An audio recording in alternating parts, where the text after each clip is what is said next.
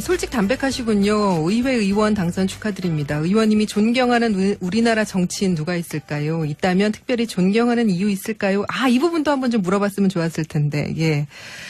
자, 어쩌면 정치 초년생과는 완전하게 대비를 이루시는 정치 구단이십니다. 예. 어떤 현안을, 어떤 정세에 대한 문제를 여쭤봐도 안심하고 질문 드릴 수 있는 전천후 정치인이시죠. 박지원 민주평화당 의원과 이야기 나눠보겠습니다. 자, 박 의원님 안녕하십니까? 네, 안녕하세요. 박지원입니다. 예, 앞에 우리 정치 초년생 25이랍니다. 올해 조민경 인천 연수구 의원 인터뷰 뒷부분이라도 좀 들어보셨죠? 제가 못 들어봤습니다. 못 들으셨어요. 어떻게 느끼셨는지 좀 여쭤보려고 했는데, 예. 자, 그럼 본론으로 들어가서요. 문재인 대통령이 어제 러시아를 방문해서 우리나라 정상으로는 처음으로 러시아 하원에서 연설을 했습니다. 의미가 크다고 봐야죠. 그렇죠. 김대중 대통령이 러시아 국빈 방문 후 19년 만에 이루어진 거기 때문에 네. 어떤 의미에서 보면은 러시아 외교에 대해서 우리나라가 너무 등한시했지 않는가라고 생각하는데 네. 실제로 한반도 비핵화를 앞두고 러시아는 우리 육자회담의 당사국이거든요. 그렇죠. 그래서 그 중요성을 느끼고 이번에 문재인 대통령께서 러시아를 방문한 것은 큰 의의가 있다 이렇게 네. 생각합니다. 러시아 하원에서 문재인 대통령이 남북러 삼각 경제 협력을 확대하자라고 했는데 앞서 이제 김정은 위원장은 시진핑 주석을 세 번째 만나서 경제 협력 부분을 중점적으로 논의하고 돌아왔는데 사실 아직 이제 완전한 비핵화의 세부 내용들이 제대로 논의되기도 전에 경제 협력 얘기부터 나오는 것에 대해서는 좀 우려가 있지 않습니까? 그렇지는 않다고 생각합니다. 네. 비핵화, 평화와 함께 경제 교류 발전을 시작하는 거니까 네. 특히 러시아는 지금 천연가스, 원유 등이 만약 철도가 연결되면은 예. 북한을 통해서 들어올 수 있고 또 송유관 이런 사업들이 가능하거든요. 예. 그리고 시베리아 횡단철도 등 많은 경제협력 사업이 기대됩니다.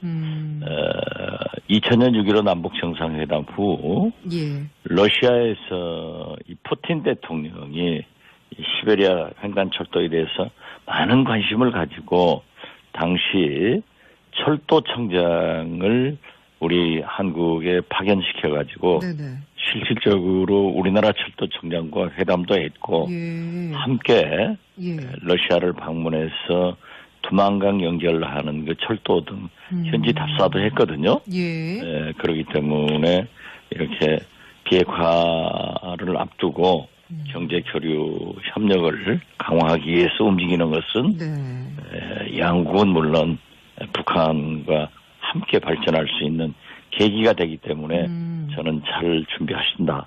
이렇게 생각합니다. 네. 근데 이제 한미 양국이 연합 군사 훈련까지 일시 중단하기로 했는데도 북한이 이제 비핵화 후속 회담을 하자라든지 뭐 이런 얘기 없이 오리무중인데 이게 전형적인 시간 끌기가 아니냐 이런 시각도 나오는데 박 의원님은 어떻게 보세요?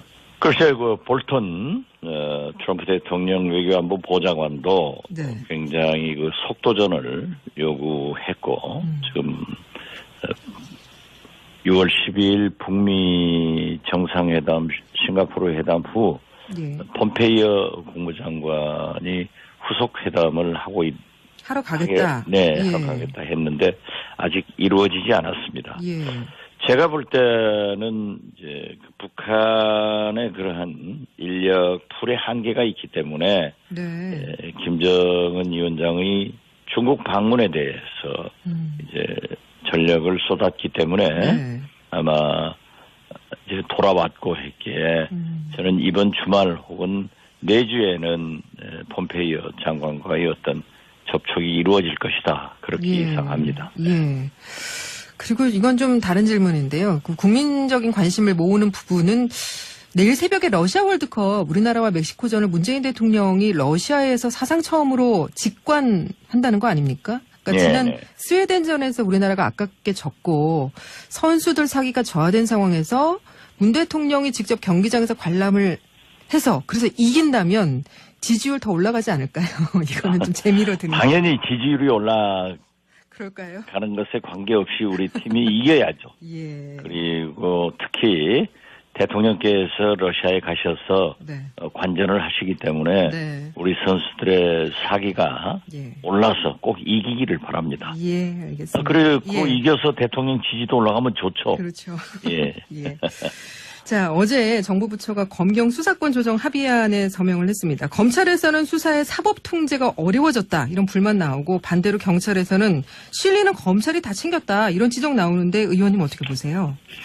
뭐 어차피 참여한 그런 관계이기 때문에 좋은 점도 있지만은 또 검찰이나 경찰이나 불만도 있겠죠. 예. 그렇지만은 어떻게 됐든 김대중 대통령 이래 검경 수사권 조정 문제에 대해서 굉장한 관심을 가지고 국민들도 검찰이나 경찰도 추진해 왔거든요. 예. 그래서 제 기억으로는 18대 국회 때 네. 저희 법사위에서 소위 명령, 예. 경찰은 검사의 명령을 복종한다가 돼 있었어요.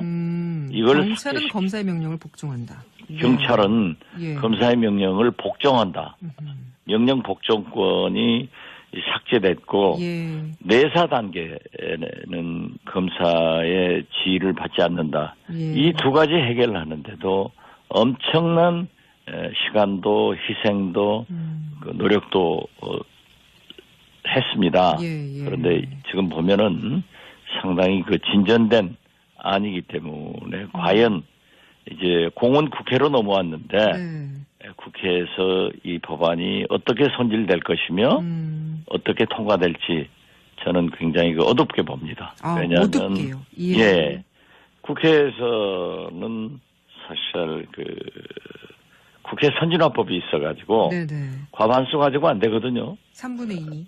그렇죠. 3분의 예. 2가 돼야 되는데 저는 한국당과 바른미래당에서 어떻게 바라보는지 좀 아침 보도를 보면은 부정적 시각이 많아서 이거 국회에서 지난번 개헌안처럼 어렵겠구나 네. 하는 느낌을 받았습니다. 어려울 예. 겁니다. 예.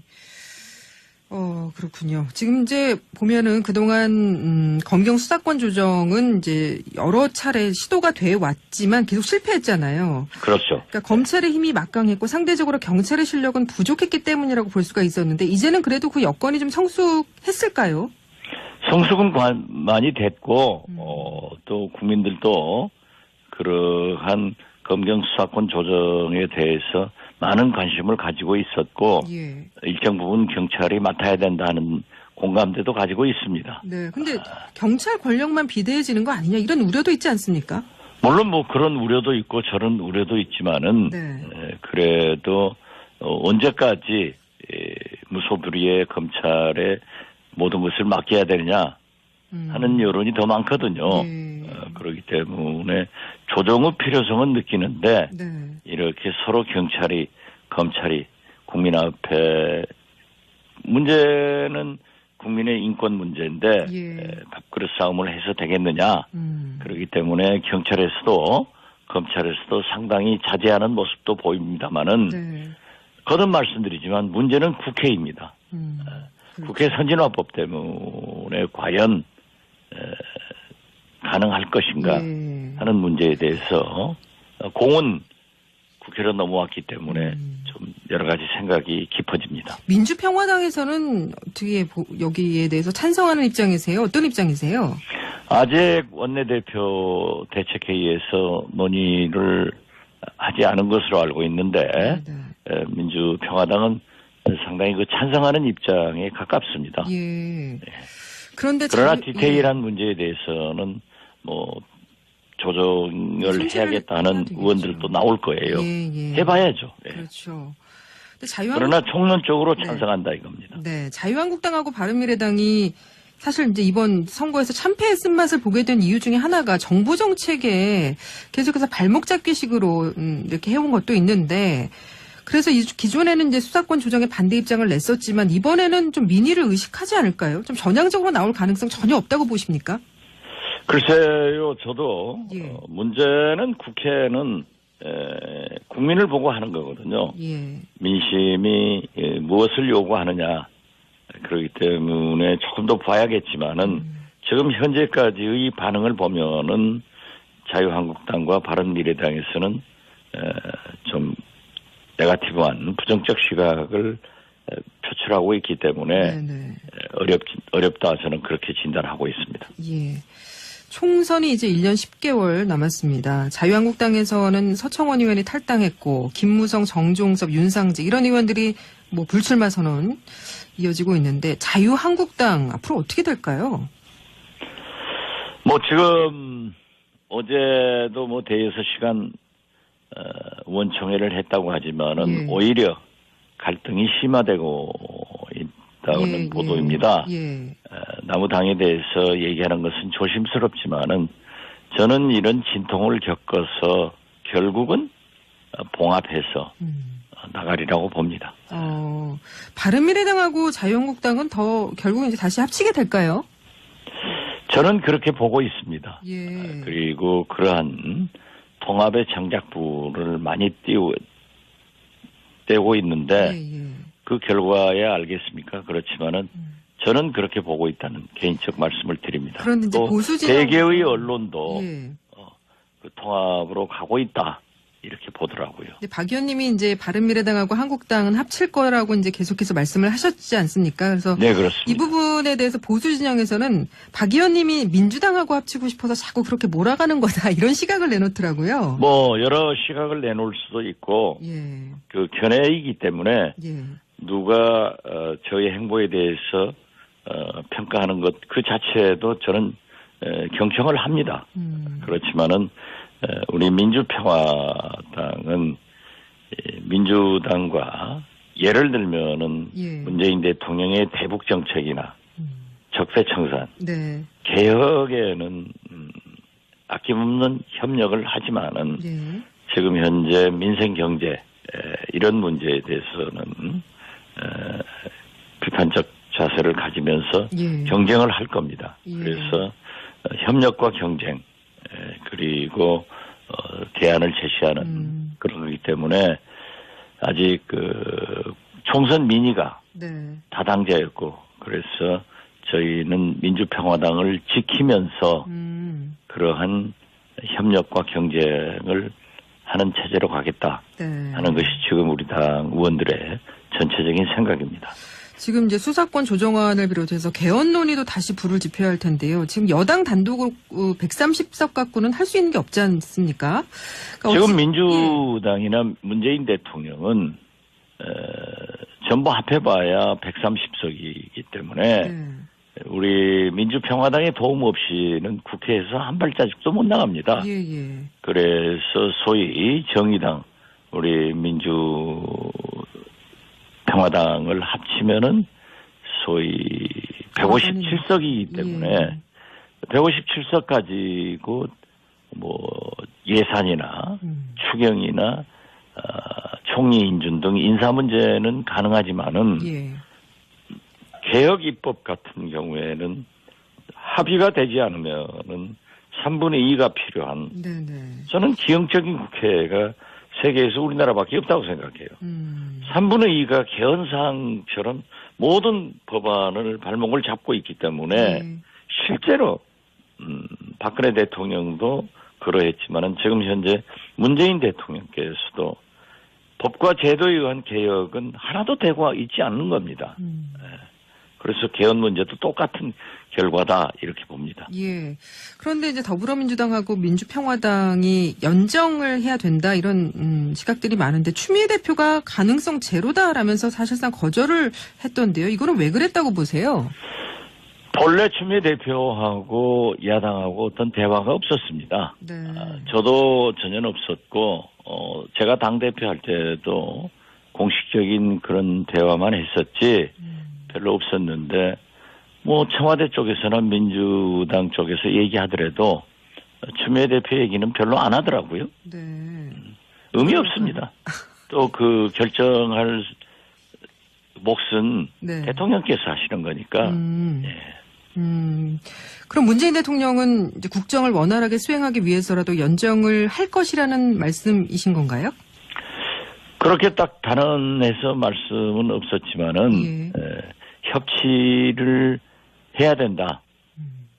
특히 우리 당의 협치나 주요성에 대해서는 인식을 하고 계시는 것으로 네, 알고 있습니다. 알겠습니다.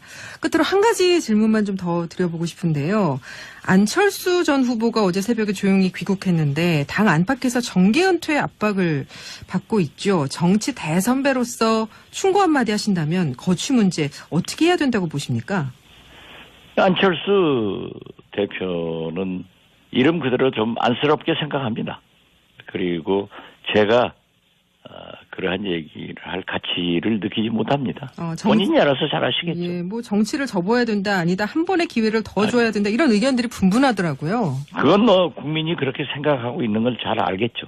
알겠습니다. 여기까지 말씀 듣겠습니다. 의원님 고맙습니다. 네, 감사합니다. 네, 지금까지 박지원 민주평화당 의원이었습니다.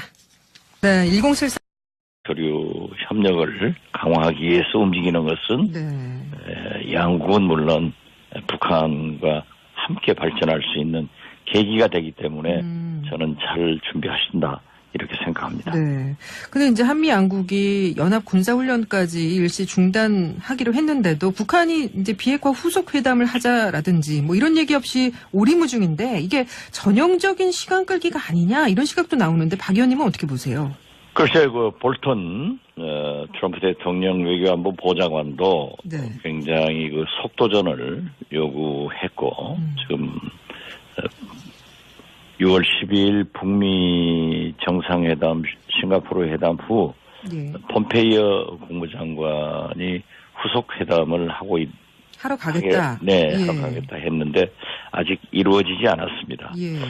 제가 볼 때는 이제 북한의 그러한 인력 풀의 한계가 있기 때문에 네. 김정은 위원장의 중국 방문에 대해서 이제 전력을 쏟았기 때문에 네. 아마 이제 돌아왔고 했기에 저는 이번 주말 혹은 내주에는 폼페이오 장관과의 어떤 접촉이 이루어질 것이다 그렇게 예상합니다. 예.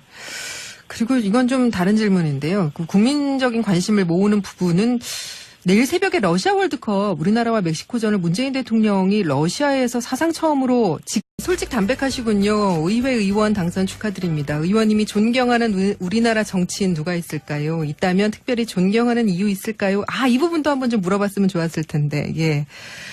자, 어쩌면 정치 초년생과는 완전하게 대비를 이루시는 정치 구단이십니다. 예. 어떤 현안을, 어떤 정세에 대한 문제를 여쭤봐도 안심하고 질문 드릴 수 있는 전천후 정치인이시죠. 박지원 민주평화당 의원과 이야기 나눠보겠습니다. 자, 박 의원님 안녕하십니까? 네, 안녕하세요. 박지원입니다. 예, 앞에 우리 정치 초년생 25이랍니다. 올해 조민경 인천 연수구 의원 인터뷰 뒷부분이라도 좀 들어보셨죠?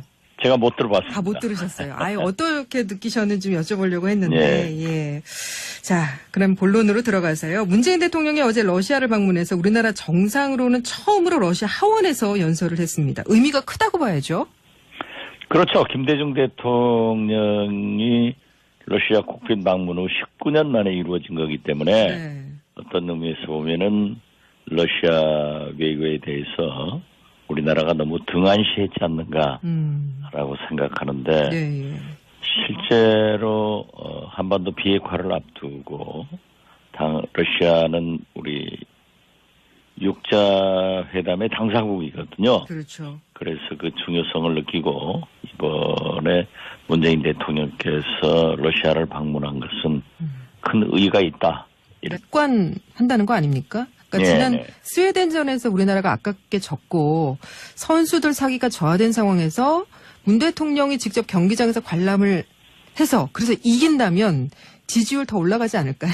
이거는 좀 재미로 듣는. 당연히 지지율이 그럴까요? 가는 것에 관계없이 우리 팀이 이겨야죠. 예. 그리고 특히 대통령께서 러시아에 가셔서 관전을 하시기 때문에 우리 선수들의 사기가 올라서 꼭 이기기를 바랍니다. 예, 알겠습니다. 그리고 이겨서 대통령 지지도 올라가면 좋죠. 그렇죠.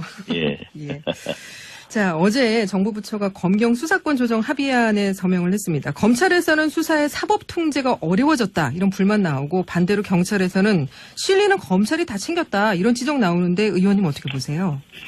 뭐 어차피 참여한 그런 관계이기 때문에 좋은 점도 있지만은 또 검찰이나 경찰이나 불만도 있겠죠. 예. 그렇지만은 어떻게 됐든 김대중 대통령 이래 검경 수사권 조정 문제에 대해서 굉장한 관심을 가지고 국민들도 검찰이나 경찰도 추진해 왔거든요. 예. 그래서 제 기억으로는 18대 국회 때 네. 저희 법사위에서 소위 명령, 예. 경찰은 검사의 명령을 복종한다가 돼 있었어요. 이걸 경찰은 검사의 명령을 복종한다. 경찰은 예. 검사의 명령을 복종한다. 명령 복종권이 삭제됐고 예. 내사 단계에는 검사의 지휘를 받지 않는다. 예. 이 두 가지 해결하는데도 엄청난 시간도 희생도 그 노력도 했습니다. 예. 그런데 지금 보면은 상당히 그 진전된 안이기 때문에 과연 이제 공은 국회로 넘어왔는데 네. 국회에서 이 법안이 어떻게 손질될 것이며 어떻게 통과될지 저는 굉장히 어둡게 봅니다. 아, 왜냐하면 어둡게요. 예. 예, 국회에서는 사실 국회 선진화법이 있어가지고 네네. 과반수 가지고 안 되거든요. 3분의 2. 그렇죠. 3분의 예. 2가 돼야 되는데 저는 한국당과 바른미래당에서 어떻게 바라보는지 좀 아침 보도를 보면은 부정적 시각이 많아서 이거 국회에서 지난번 개헌안처럼 어렵겠구나 네. 하는 느낌을 받았습니다. 어려울 겁니다. 예. 그렇군요. 지금 이제 보면은 그동안 검경 수사권 조정은 이제 여러 차례 시도가 돼 왔지만 계속 실패했잖아요. 그렇죠. 그러니까 검찰의 힘이 막강했고 상대적으로 경찰의 실력은 부족했기 때문이라고 볼 수가 있었는데 이제는 그래도 그 여건이 좀 성숙했을까요? 성숙은 많이 됐고 또 국민들도 그렇게 네. 생각합니다. 그 러시아 하원에서 문재인 대통령이 남북러 삼각 경제 협력을 확대하자라고 했는데 앞서 이제 김정은 위원장은 시진핑 주석을 세 번째 만나서 경제 협력 부분을 중점적으로 논의하고 돌아왔는데 사실 아직 이제 완전한 비핵화의 세부 내용들이 제대로 논의되기도 전에 경제 협력 얘기부터 나오는 것에 대해서는 좀 우려가 있지 않습니까? 그렇지는 않다고 생각합니다. 네. 비핵화, 평화와 함께 경제 교류 발전을 시작하는 거니까 네. 특히 러시아는 지금 천연가스, 원유 등이 만약 철도가 연결되면은 예. 북한을 통해서 들어올 수 있고 또 송유관 이런 사업들이 가능하거든요. 예. 그리고 시베리아 횡단철도 등 많은 경제협력 사업이 기대됩니다. 2000년 6.15 남북정상회담 후 예. 러시아에서 이 푸틴 대통령이 이 시베리아 횡단철도에 대해서 많은 관심을 가지고 당시 철도청장을 우리 한국에 파견시켜가지고 네네. 실질적으로 우리나라 철도청장과 회담도 했고 예. 함께 예. 러시아를 방문해서 두만강 연결하는 그 철도 등 현지 답사도 했거든요. 예. 그렇기 때문에 이렇게 비핵화를 앞두고 경제